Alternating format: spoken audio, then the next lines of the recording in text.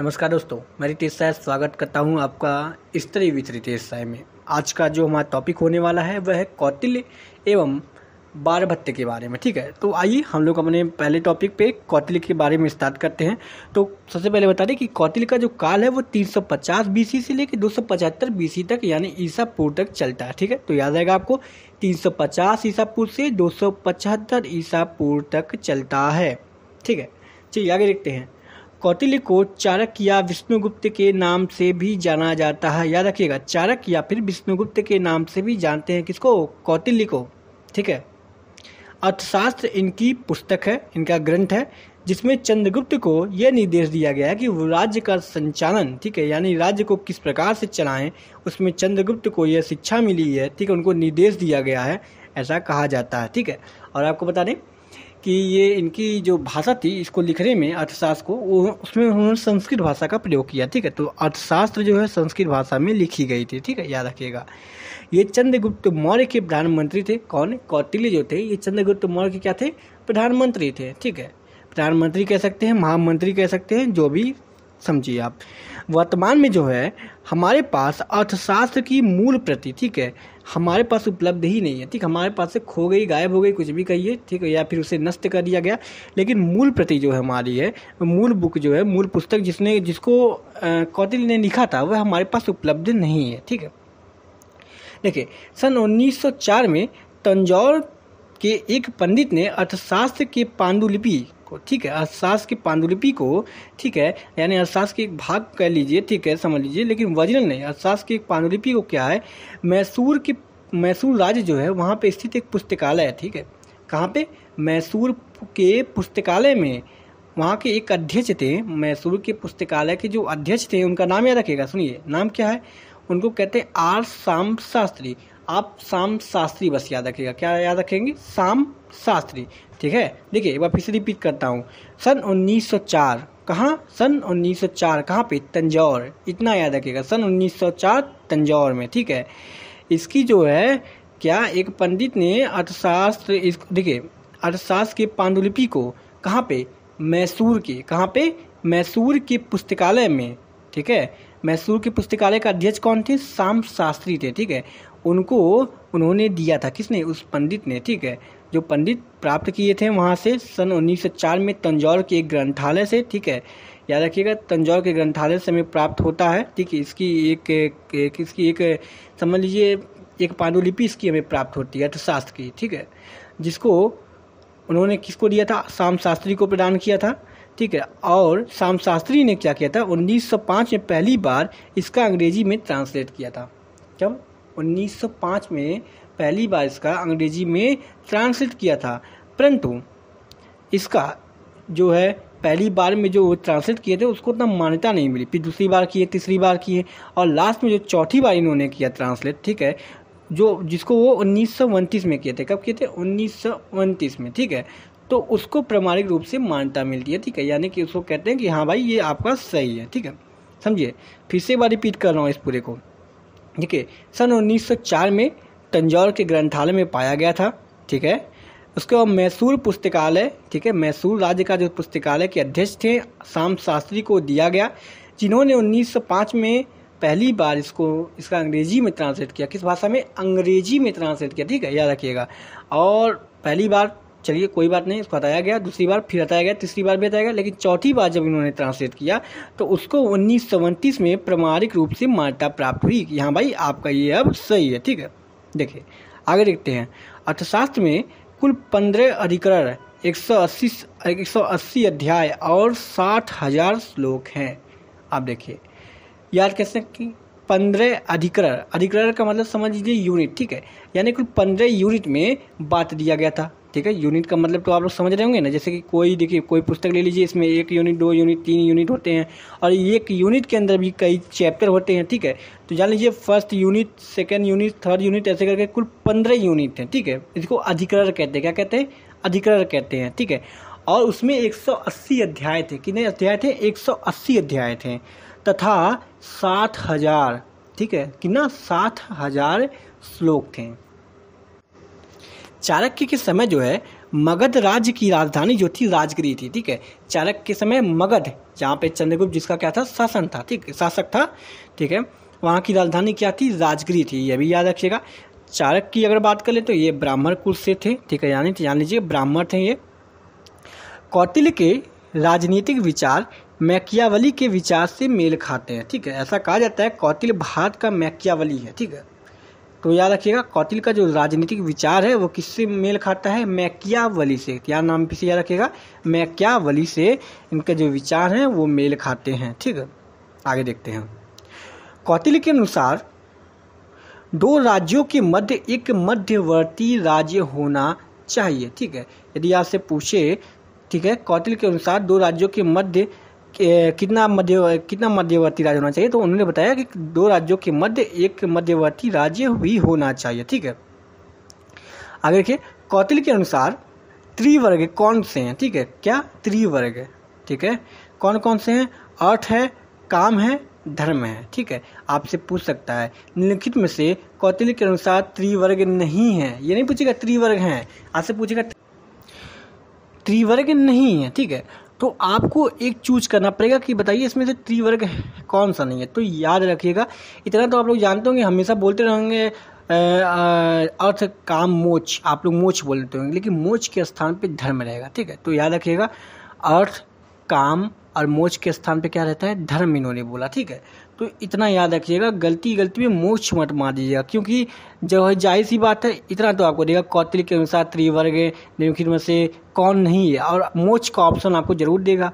और आप धर्म काम और मोक्ष के चक्कर में मोक्ष मार दिए तो गड़बड़ हो जाएगा आपका। तो धर्म अर्थ मानना है, काम है और धर्म है, इसको ना भूल रहे होंगे आप लोग, तो कहीं लिख भी लीजिएगा, ठीक है। तो कौटिल्य के अनुसार त्रिवर्ग कौन से हैं, कितने हैं, त्रिवर्ग नाम से पता चल गया, त्रिवर्ग यानी तीन वर्ग, ठीक है। कौन कौन से हैं, अर्थ है, काम है और धर्म है, ठीक है, मोक्ष नहीं है, याद रखिएगा। और कौटिल्य के अनुसार युद्ध कितने प्रकार के होते हैं, तो कौटिल्य के अनुसार युद्ध भी 3 प्रकार के होते हैं, ये भी याद रखिएगा, ये पूछ सकता है, ठीक है। तो कौटिल्य के अनुसार युद्ध कितने हैं, 3 है, और सेना के प्रकार कितने हैं, 6 हैं। क्या त्रिवर्ग हैं, युद्ध 3 है, सेना के प्रकार 6 हैं, लिख लीजिएगा अगर भूल रहे हो तो। मंडल सिद्धांत का जो केंद्र बिंदु है, ठीक है, मंडल सिद्धांत, ठीक है। तो मंडल सिद्धांत का केंद्र बिंदु जो है किसको कहते हैं, विजुगीषु को कहते हैं। क्या कहते हैं, विजुगीषु को जो है मंडल सिद्धांत का केंद्र बिंदु कहते हैं, ठीक है। हो सकता है कुछ शब्द आपके सामने पहली बार आया हो तो आप समझ ना पा रहे होंगे, ठीक है, लेकिन कोशिश करिए, सुनिए, और जो ना समझ में आए उसी शब्द को 2 से 3 बार लिख लीजिए, आपके दिमाग में आ जाएगा। एग्जाम देने जाएंगे तो वो जो शब्द है आपके सामने गूंजेगा, देखेंगे, ऑप्शन में देखेंगे, पहचान जाएंगे, टिक कर लेंगे, आराम से आपका अच्छे से एग्जाम चला जाएगा, ठीक है। तो मंडल सिद्धांत का केंद्र बिंदु कौन सा है, विजुगीषु है, ठीक है। UN घोष, ठीक है, किसने, UN घोष ने कहा कौटिल्य का जो राजा है वो सत्ताधारी नहीं है, ठीक है। देखिए मैं आपके सामने शॉर्ट फॉर्म में लाया हूँ इसको, ठीक है। देखिए UN घोष ने पूरी बात नहीं, UN घोष ने, ठीक है, तुलना करके बोली थी, तुलना करके उन्होंने बोला था कि कौटिल्य का जो राजा है सत्ताधारी नहीं है, ठीक है। तो आपको बस इतना याद रखिएगा कि UN घोष ने ये बोला कि कौटिल्य का राजा जो है सत्ताधारी नहीं है, ठीक है। देखिए UN घोष याद कैसे रखेंगे आप इस शब्द को, ठीक है। देखिए ऐसे याद रख सकते हैं आप लोग, UN घोष, ठीक है, घोष ने घोषणा कर दी, घोष ने क्या की, घोषणा की कि कौटिल्य का राजा है वो सत्ताधारी नहीं है, ठीक है। तो आप ऐसे करके याद कर सकते हैं, याद करने का एक ट्रिक होता है, ठीक है, आपके दिमाग में रहना चाहिए, ठीक है। तो आप कुछ भी जो आप बना सकते हैं उल्टा सीधा सब बनाइए और बना के याद रखने का बस अपने दिमाग में कोशिश करिए, ठीक है। चलिए, सन 1904 में तंजौर के ग्रंथालय में अर्थशास्त्र की पांडुलिपि मिली थी, ठीक है, मैं पीछे आपको बताया था, ठीक है। कहाँ पे, सन 1904 में तंजौर के ग्रंथालय में, ठीक है। उसको फिर किसको दे दिया गया था, श्याम शास्त्री को दे दिया गया था, ये भी याद रखिएगा। फिर श्याम शास्त्री ने चतुर्थ संस्करण उसका जो दिया था, ठीक है, उसको अंग्रेजी में ट्रांसलेट करके उसको मान्यता मिली थी 1929 में, ठीक है, 1929 में उन्होंने दिया था, ठीक है। तो ये सब याद रखिएगा। देखिए आगे चलते हैं। हिंदू राज्य शासन पर आधारित सबसे प्राचीन कृत है यह अर्थशास्त्र, किस पे, हिंदू राज्य शासन पे, राजनीति पे, ठीक है, यह आधारित है। मंडल सिद्धांत बताता है कि छोटे राज्यों की व्यवस्था में शक्ति संतुलन की व्यवस्था करना चाहिए, ठीक है, यानी कि छोटे राज्यों में मंडल सिद्धांत क्या कहता है? मंडल सिद्धांत कहता है कि छोटे जो राज्य हैं, ठीक है, उसमें शक्ति की संतुलन की व्यवस्था करना चाहिए, ठीक है, छोटे राज्यों में शक्ति की संतुलन की व्यवस्था करनी चाहिए, ठीक है, ये मंडल सिद्धांत कहता है, ठीक है। आगे देख लेते हैं, अर्थशास्त्र का हिंदी में अनुवाद, ठीक है, किसने किया था? याद रखिएगा, अर्थशास्त्र का हिंदी में अनुवाद वाचस्पति, और जिनका नाम पूरा देखिए, उनका नाम पूरा है वाचस्पति गैरोला, ठीक है, क्या नाम है? वाचस्पति गैरोला, ठीक है। याद करने का ट्रिक क्या है? नाम तो भूल जाएंगे, पक्का भूल जाएंगे, तो देखिए ऐसे याद कर सकते हैं आप लोग, अर्थशास्त्र का हिंदी में अनुवाद क्या किसने किया, ठीक है, तो हिंदी की बात कर रहा है। देखिए मैं बस याद करने के लिए आपको कोई भी उल्टा सीधा ट्रिक बता रहा हूँ, ठीक है, कोई भी ऐसा ये कोई ट्रिक नहीं है, ठीक है, आप भी अपने मन में कोई भी उल्टा सीधा शब्द ला सकते हैं, जोड़ सकते हैं, याद कर सकते हैं। मैं बस एक आपको सामान्य सा आइडिया दे रहा हूँ कि आप कैसे याद कर सकते हैं। जैसे कि देखिए अर्थशास्त्र को हिंदी में किसने कन्वर्ट किया, ठीक है, तो हिंदी को यानी कि देखिए वाचस्पति से आप लोग याद कर सकते हैं वनस्पति, ठीक है, वाचस्पति से आप लोग वनस्पति याद कर सकते हैं, ठीक है। और वनस्पति देख लीजिए, वनस्पति हम लोग भारत में हम लोग वनस्पति कहते हैं, ठीक है भाई, वहाँ पे अलग लोग होते हैं कि सब लोग अलग भाई प्लांट कहते होंगे, ठीक है, हम लोग क्या कहते हैं? हम लोग वनस्पति कहते हैं, ठीक है, ठीक है। तो हम लोग याद कर सकते हैं, देखिए वनस्पति ने हिंदी में इसको विवाद किया, ठीक है, क्योंकि वनस्पति किसको कहते हैं? भारत में पेड़ पौधों को वनस्पति कहते हैं, ठीक है, तो वनस्पति हिंदी, यानी वनस्पति से भारत, और भारत में हिंदी बोली जाती है, ठीक है, तो वनस्पति भारत हिंदी ऐसे याद कर सकते हैं, ठीक है। तो इस तरह से आप लोग याद कर सकते हैं, बाकी आपका मर्जी है। फिर से एक बार मैं नाम रिपीट करता हूँ, वाचस्पति गैरोला ने अर्थशास्त्र को हिंदी में अनुवाद किया था, ठीक है। राज्य के अंग, ठीक है, तो कौटिल्य के अनुसार राज्य के कुल 7 अंग बताए गए हैं। कितने? 7 अंग बताए गए हैं। एक बार फिर से रिपीट करता हूँ, देखिए कौटिल्य के अनुसार युद्ध 3 बताए गए हैं, सेना के प्रकार 6 बताए गए हैं, त्रिवर्ग बताए गए हैं, और राज्य के अंग जो है वो 7 बताए गए हैं, ठीक है, याद रखिएगा। तो देखिए राज्य के कौन कौन से अंग हैं, ठीक है, तो एक तो राजा है, अमात्य है, अमात्य को मंत्री कहते हैं। क्या कहते हैं? अमात्य को मंत्री कहते हैं। पूछ सकता है आपसे निम्नलिखित में अमात्य का अर्थ क्या है, तो अमात्य का अर्थ है मंत्री, ठीक है, याद रखिएगा। तो राजा हैं, अमात्य हैं, जनपद हैं, दुर्ग हैं, कोष हैं, दंड हैं, मित्र हैं, यह 7 है राज्य के अंग, ठीक है। आपसे नाम इसलिए आपको बता रहा हूँ क्योंकि आपसे यह क्वेश्चन पूछ सकता है कि निम्नलिखित में से कौन है कौन नहीं है, और नहीं है मैं एक दे दिया तो भाई फिर वही हो गया गड़बड़, ठीक है। तो इसलिए याद रखिएगा राज्य के अंग कौन से हैं? राजा है, जाहिर सी बात है, एक राज्य है तो उसमें राजा रहेंगे, ठीक है। अमात्य है यानी मंत्री, और जाहिर सी बात है राज्य है तो मंत्री भी रहना ही चाहिए। अब जब राजा हैं, मंत्री हैं, तो ये लोग शासन कहाँ करेंगे? जनपद पे ही तो किसी पे शासन करेंगे, किसी डिस्ट्रिक्ट पे ही तो शासन करेंगे, तो जनपद भी होना चाहिए। तो राजा हो गए, अमात्य हो गए और जनपद हो गए, ठीक है। अब दुर्ग भाई रहेंगे ना, कोई शहर तो होना चाहिए ना, दुर्ग हो गया। अब कोष, अब भाई कोई राज्य है, राजा है, मंत्री है, तो कोष यानी कुछ समझ लीजिए, कुछ के बाद धनराशि कुछ होना चाहिए कि नहीं, ठीक है, होना चाहिए। दंड से समझ लीजिए, कुछ रूल की समझ लीजिए, कुछ रूल रेगुलेशन तो होना चाहिए ना, दंड समझ लीजिए, मित्र समझ लीजिए, ठीक है। तो इस तरह से याद कर सकते हैं आप। कोई भी ट्रिक अपने मन में लाइए इधर उधर से, क्योंकि आपको एग्जाम से मतलब है, ठीक है, एग्जाम देना है आपको, ठीक है। तो राजा, अमात्य, जनपद, दुर्ग, कोष, दंड, मित्र, ठीक है। सेना के अंग देख लीजिए, उन्होंने बताया कि सेना के कुल 4 अंग हैं, ठीक है। कौन कौन से? हाथी सेना, रथ सेना, अश्व सेना, पैदल सेना। कौन से? हाथी सेना हो गए, उसके बाद हाथी बाद क्या था? रथ सेना आ गया। अश्व सेना यानी कि घोड़े, अश्व मतलब होता है घोड़ा, ठीक है। और फिर उसका आता पैदल सेना, ठीक है। तो 4 अंग बताए हैं, ठीक है। राज्य के 7 अंग है, आपको बताया था कौटिल्य के अनुसार, ठीक है। दुर्गों का उल्लेख, ठीक है, 4 दुर्गों का उल्लेख किया गया। कितने प्रकार के दुर्ग का उल्लेख किया गया? 4 प्रकार के दुर्ग का उल्लेख किया गया है। क्या? दुर्ग का। कितने? 4 प्रकार का, ठीक है। लग रहा होगा कि भाई कितने फैक्ट हैं इसमें, हाँ फैक्ट हैं इसमें, ठीक है। तो 2 से 3 बार, 3 से 4 बार इसको अगर नहीं सुनेंगे आप लोग, लगभग 3 बार नहीं सुनेंगे तो आपका काम नहीं होने वाला, ठीक है, क्योंकि फैक्ट तो बहुत है इसमें। आगे देखते हैं, ये साम दाम दंड भेद मानने वाले व्यक्ति थे। कौन? कौटिल्य। कौटिल्य कहते थे कि साम दाम दंड भेद तीनों अपनाएं, ठीक है, लेकिन अपना काम करवाएं, याद रखिएगा।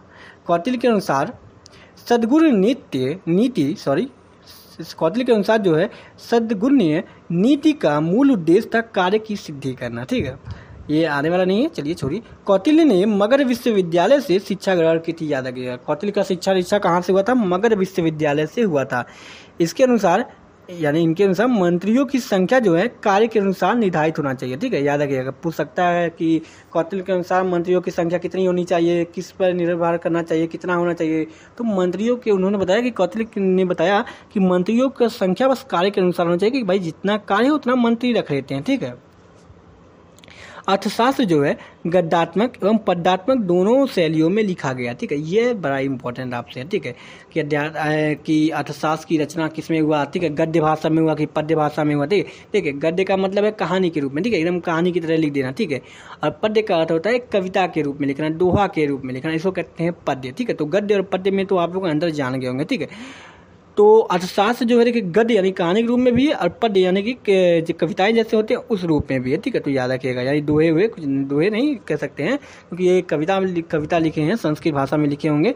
ठीक है, तो दोहे जरा सी बात है, कुछ दोहे डाले होंगे। ठीक है, छंद डाले होंगे, कुछ ना कुछ डाले होंगे। ठीक है, चलिए, यह सप्तांग सिद्धांत के प्रतिपादक थे।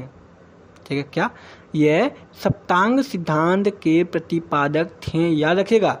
ठीक है, क्या याद रखना है, ये सप्तांग सिद्धांत के प्रतिपादक थे। अगर जी आपसे पूछे कि सप्तांग सिद्धांत के प्रतिपादक कौन थे, तो कौन थे सर, कौटिल्य थे। ठीक है, ये राजतंत्र के समर्थक थे। ठीक है, ये लोकतंत्र वाले नहीं थे, लोकतंत्र नहीं मानते थे, ये कहते थे राजतंत्र होना चाहिए, राजा का शासन होना चाहिए। इनके अनुसार 12 राज्यों का समूह जो है राजमंडल कहलाता था। ठीक है, इनके अनुसार जब 12 राज्यों को मिलाते थे हम लोग तो उसको राज्यमंडल कहते थे। क्या कहते थे, राज्यमंडल कहते थे। ठीक है, अर्थशास्त्र में खानों के अध्यक्ष को काराध्यक्ष कहा जाता था। क्या कहते थे, काराध्यक्ष। ठीक है, याद रखिएगा। और एक चीज और रखिएगा, सीता भूमि का जो अर्थ होता है वो जनजातियों द्वारा जोती गई जो भूमि होती है उसको सीता भूमि के नाम से जानते हैं। ठीक है, तो सीता भूमि का अर्थ क्या होता है, जो जनजातीय लोग हैं। ठीक है, जनजातीय लोगों के द्वारा, ठीक है, जो जोती गई भूमि होता है, खेत होता है, उसको क्या कहते हैं हम लोग, सीता भूमि कहते हैं। ठीक है, तो कौटिल्य हमारा यहाँ पे खत्म होता है। इसके आगे जो है हम लोग बारभट्ट के बारे में पढ़ते हैं। देखिए, यह 7वीं शताब्दी के संस्कृत के गद्य लेखक थे। ठीक है, बारभट्ट कौन थे, गद्य लेखक थे। फिर याद रखिएगा कौन थे, गद्य लेखक थे, और कैसे, संस्कृत के ही लेखक थे। ठीक है, जो राजा हर्ष के दरबार में थे। ठीक है, राजा हर्ष यानी हर्षवर्धन के दरबार में थे। ठीक है, हर्षचरित एवं कादम्बरी इनके 2 प्रमुख ग्रंथ हैं। ठीक है, किसके, बारभट्ट के 2 प्रसिद्ध ग्रंथ कौन से हैं, हर्षचरित एवं कादम्बरी। ठीक है, ये चित्रभानु के पुत्र थे। ठीक है, यानी कि इनके पिताजी का क्या नाम था, इनके पिताजी का नाम था चित्रभानु। ठीक है, तो याद रखिएगा, ये चीज़ जो बता रहा हूँ याद रखिएगा इतना। इनकी अधूरी रचना कौन सी है, देखिए कादम्बरी जो है इनकी एक अधूरी रचना। ठीक है, इन्होंने कादम्बरी को पूरा नहीं कर पाया था, जिसे पूरा किसने किया, कादम्बरी। देखिए इनकी अधूरी रचना है, इसको पूरा करने वाले भूसर भट्ट हैं। ठीक है, यानी भूसर भट्ट ने इसको पूरा किया था। ठीक है, तो इतना याद रखिएगा, हर्षचरित एवं कादम्बरी इनकी 2 प्रसिद्ध रचना है, जिसमें कादम्बरी को इन्होंने पूरा नहीं कर पाया था। कादम्बरी को पूरा करने वाले हैं, उनका नाम क्या है, भूसर भट्ट। क्या नाम है, भूसर भट्ट। ठीक है, इन्होंने ध्वनि के लिए 19 शब्दों का प्रयोग किया। कितना, 19 शब्दों का प्रयोग किया है, किसके लिए, ध्वनि के लिए। किसके लिए, ध्वनि के लिए। ठीक है, सुन रहे हैं ना आप लोग, सुनिए, अच्छी बात है। इनकी रचना सुकनोत्सुपदेश, क्या, सुकनोत्सुपदेश जो है इनकी रचना है। फिर से नाम देख लीजिए आप लोग, देखिए अलग अलग नाम प्रयोग हो। देखिए अगर संधि विच्छेद करके आपको देगा, ठीक है, तो हो सकता है कि आपको सुकन उपदेश दे दे। ठीक है, वैसे आपको हो सकता है आपको दे दे सुकनासोपदेश दे दे।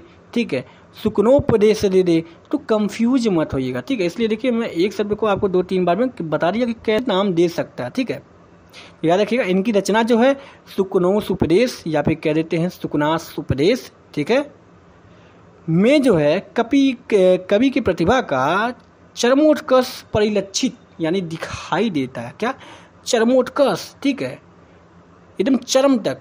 ठीक है, एकदम चरम तक एकदम दिखाई देता है, उनके बारे में दिखाई देता है। ठीक है, कवि की जो प्रतिभा है एकदम चरम रूप से एकदम दिखाई देती है। ठीक है, इनकी कौन सी रचना में, सुकनोपदेश में दिखाई देती है। ठीक है, बारभट्ट की आत्मकथा की रचनाकार जो हैं, ठीक है, क्या, बारभट्ट की आत्मकथा। देखिए अब आपसे अगर मान लीजिए पूछ लिया बारभट्ट की आत्मकथा, तो आप ये मन मान लीजिए कि बारभट्ट ने लिखा होगा, क्योंकि कोई व्यक्ति अपना आत्मकथा नहीं लिख सकता। ठीक है, आत्मकथा मरने के बाद लिखी जाती है, तो आत्मकथा वो लिख ही नहीं सकते थे।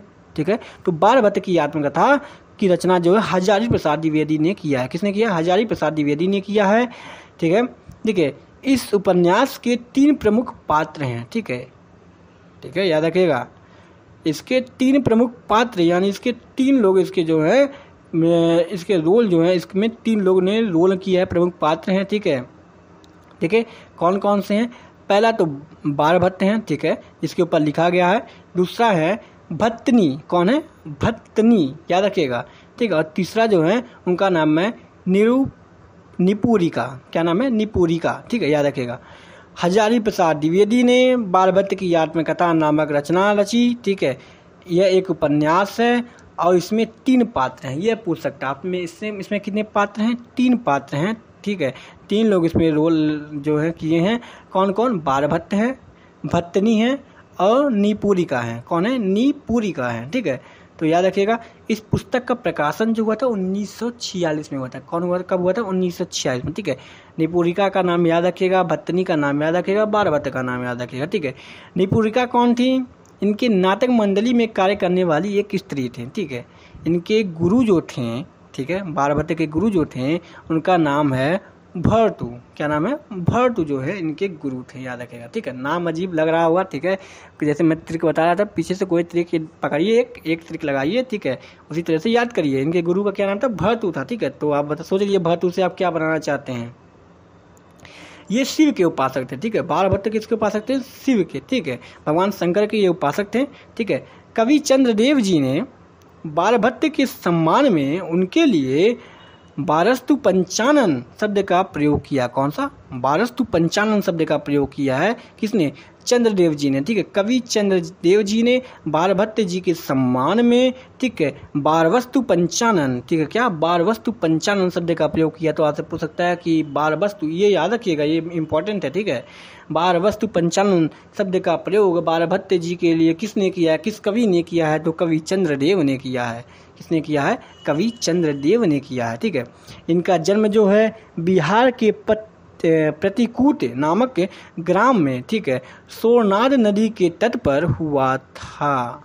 ठीक है, सोरनाथ नदी को वर्तमान में कौन सा नदी कहते हैं? जरा कमेंट करके आप बताइएगा। ठीक है, तो याद रखिएगा इनका जन्म कहाँ हुआ था? बिहार में हुआ था। और बिहार में कहाँ हुआ था? प्रतिकूट ग्राम में हुआ था। ठीक है, और किस नदी के तट पर हुआ था? तो सोरनाथ नदी के तट पे हुआ था। सोरनाथ नदी को वर्तमान में क्या कहते हैं ये मैं नहीं बताऊंगा, ये आप लोग बताएंगे। ठीक है, कमेंट करके जरूर बताइएगा। और हाँ, आप लोग वीडियो देख रहे हो, ठीक है, तो एक कमेंट जो जरूर कर दिया करिए। ठीक है, ताकि मुझे भी लगे कि यहाँ कौन कौन मेरा वीडियो देख रहा है। ठीक है, ठीक है, चलिए, बाकी आपका मर्जी है।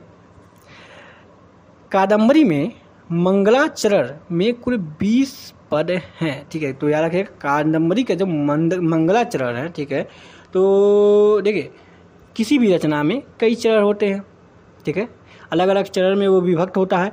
तो कादम्बरी का एक चरण है, उसका नाम है मंगलाचरण। ठीक है, तो मंगलाचरण में जो है कुल 20 पद। ठीक है, 20 पद का मतलब 20 जैसे कि रचनाएं, जैसे 20 दोहे, मान लीजिए दोहे लिख रहे हैं तो 20 दोहे। ठीक है, तो उसको कहते हैं 20 पद। ठीक है, कोई कविता लिख रहे हैं तो 20 कविता। ठीक है, ऐसे इसको 20 पद कहते हैं। ठीक है, याद रखिएगा। तो कादम्बरी के मंगलाचरण में कुल 20 पद हैं। ठीक है, इसमें त्रिगुणात्मक ब्रह्म है। किसकी? त्रिगुणात्मक ब्रह्म। त्रिगुणात्मक ब्रह्म कौन है? देख लीजिए, नारायण है, नरोत्तम है, जिसको नर भी कह सकते हैं, तो नारायण कहते हैं, नरोत्तम कहते हैं, और सरस्वती देवी की। ठीक है, ये क्या है? ये त्रिगुणात्मक ब्रह्म है। ठीक है, तो इनकी क्या है? स्तुति की गई है। ठीक है, तो कादम्बरी के मंगलाचरण में 20 पद है, जिसमें जो है त्रिगुणात्मक ब्रह्म की स्तुति की गई है। और त्रिगुणात्मक ब्रह्म में कौन कौन आते हैं? तो नारायण आते हैं, नरोत्तम आते हैं, और सरस्वती देवी आती है। कौन? सरस्वती देवी, माँ शारदे, ठीक है, ज्ञान की देवी जिसको कहते हैं। चलिए आगे देखते हैं। कादम्बरी को 2 भागों में बांट दिया गया। जाहिर सी बात है, जब कादम्बरी को 2 लोगों ने लिखा तो 2 भागों में बांटा जाएगा। कौन कौन से? बारभट्ट ने लिखा, तो बारभट्ट ने पहले लिखा था, इसलिए इसको पहले को क्या कहते हैं? पूर्व कहते हैं, तो पूर्व भाग हो गया। ठीक है, फिर भूषणभट्ट ने लिखा, तो भूषणभट्ट ने बाद में लिखा, तो बाद को क्या कहते हैं? उत्तर कहते हैं, तो उसको उत्तर भाग कह दिए। ठीक है, तो 2 भागों में बांटा गया है। एक पूर्व भाग, पूर्व माने पहले, किसने लिखा? बारभट्ट ने लिखा। फिर कहता है उत्तर भाग, उत्तर माने बाद, तो उत्तर में किसने लिखा? भूषणभट्ट ने लिखा। ठीक है, याद रखिएगा। कादम्बरी में राजा चंद्रापीड, ठीक है, क्या? चंद्रपीड कहिए, चंद्रापीड कहिए। ठीक है, तो कादम्बरी में राजा चंद्रापीड तथा उसके मित्र जो हैं वैशंपायन। ठीक है, कौन? वैष्णपायन कह सकते हैं। क्या कहते हैं? वैष्णपायन। नया याद रखिए, इतना लंबा नाम, वैश्य याद रखिए बस, ठीक है। देखिए क्या कहेंगे, कादम्बरी में राजा चंद्रापीत तथा उनके मित्र वैश्य के 3 जन्मों की कथा है, ठीक है। वैश्य में पायन ना कह पाइए, ठीक है, नहीं कह पाएंगे, भूल जाएंगे, वैश्य याद रखिए, कोई बात नहीं। कादम्बरी में जो है, ठीक है, कौन राजा है, राजा का नाम जरूर याद रखिएगा, ठीक है। उनके मित्र की नाम की जरूरत नहीं है, लेकिन राजा का नाम जरूर याद रखिएगा, चंद्रापीर, ठीक है। तो चंद्रापीर की और नायिका जो है, ठीक है, ये नायक हैं, याद रखिएगा। कादम्बरी में जो चंद्रापीर है वो क्या है, नायक है, और नायिका कौन है, कादम्बरी है, ठीक है। कादम्बरी के नाम पे जो नायिका है उन्हीं के नाम पे जो है ये ग्रंथ लिखा गया है, ये भी याद रखिएगा, ठीक है। कादम्बरी जो है प्रेम करुणा से परिपूर्ण एक रोमांटिक कृत है, रोमांटिक रचना है, याद रखिएगा, ठीक है। तो कादम्बरी क्या है, एक रोमांटिक रचना है जिसमें प्रेम है, करुणा है, ठीक है, और एकदम श्रृंगार रस में लिखा गया, ठीक है। श्रृंगार रस जानते ना, इसमें संयोग और वियोग दोनों होता है, ठीक है, संयोग और वियोग, समझ गए होंगे आप लोग, ठीक है।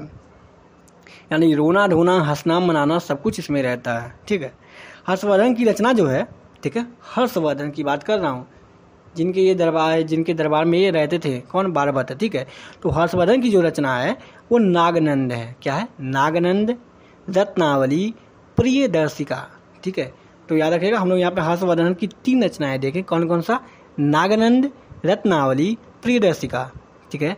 कादम्बरी के एक वाक्य में 72 पंक्तियां, याद रखिएगा, यानी कि जैसे कि हम लोग जैसे हम लोग लिखते हैं एक वाक्य हम लोग एक वाक्य लिखेंगे तो मुश्किल से हम लोग 1 लाइन 2 लाइन 3 लाइन में लिख देते हैं, ठीक है।